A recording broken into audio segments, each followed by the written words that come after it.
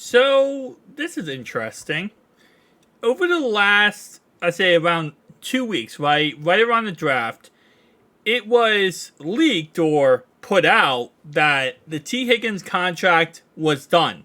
Talked about it on the channel. His agent put out that, we got it done.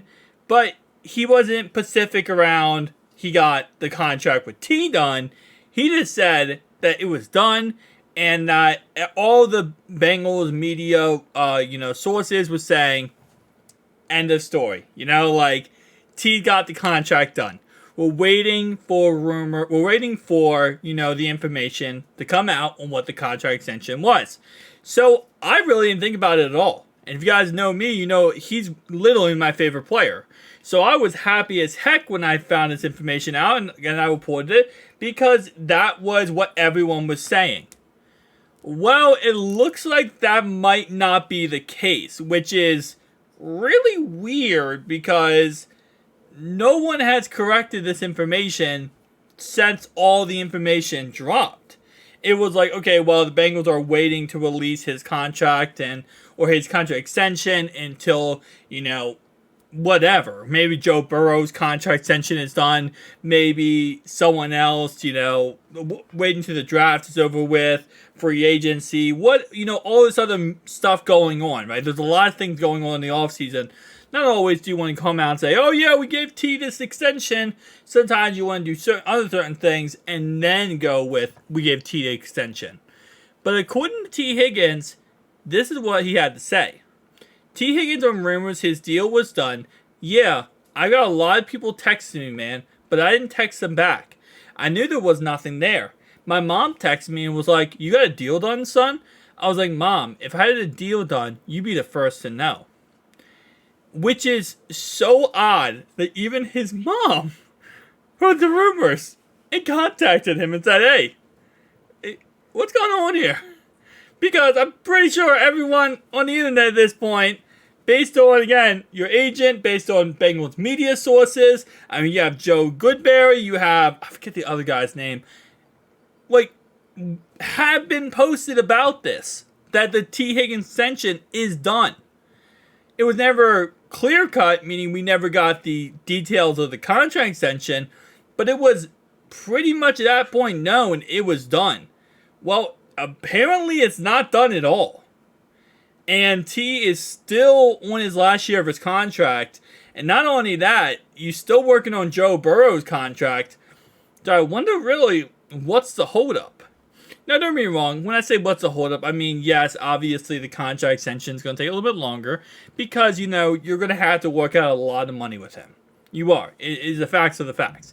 He's not going to be cheap. And he deserves to not have to be cheap.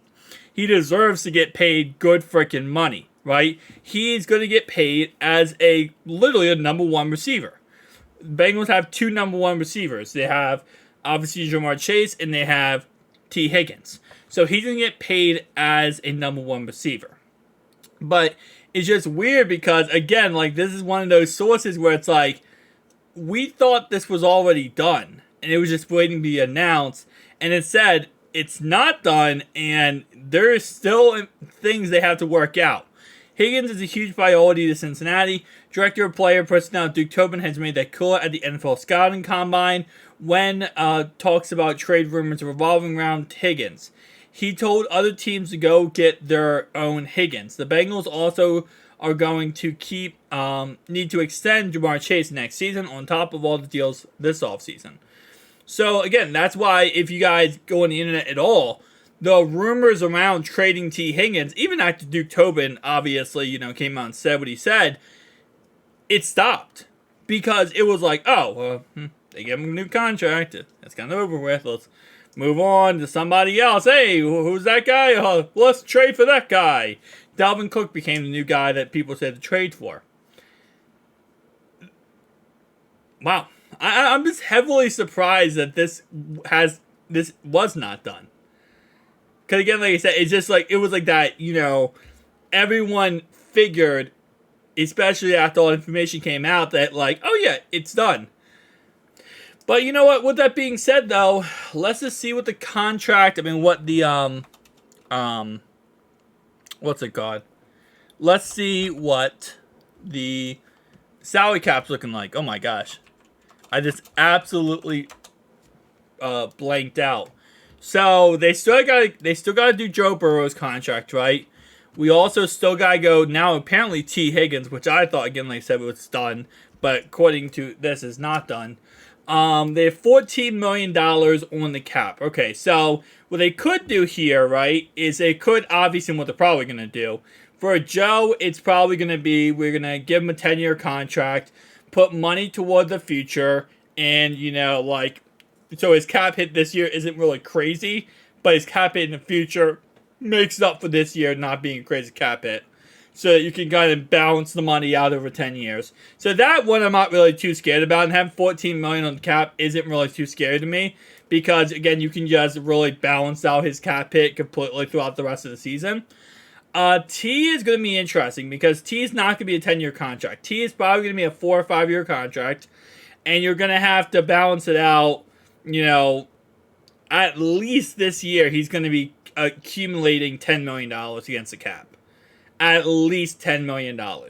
So, after T's contract extension, at least for this year, it's going to be $10 million against the cap. And then you're going to have to kind of balance it out for the rest of the years. Maybe like 12 the year after that, 16, and then maybe 18. So, there's going to have to be some things going on here. And based on what we understand with the whole Jonah Williams situation is, Jonah Williams is staying with the Cincinnati Bengals. That's clear cut at this point. They tried to trade him during the draft with the Jets and the Jags. There was real interest there.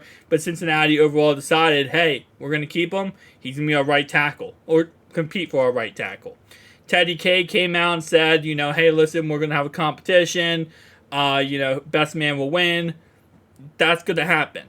Now, the reason why I mentioned Jonah Williams still is, again, because if you could get rid of him, you can save $12.6 million.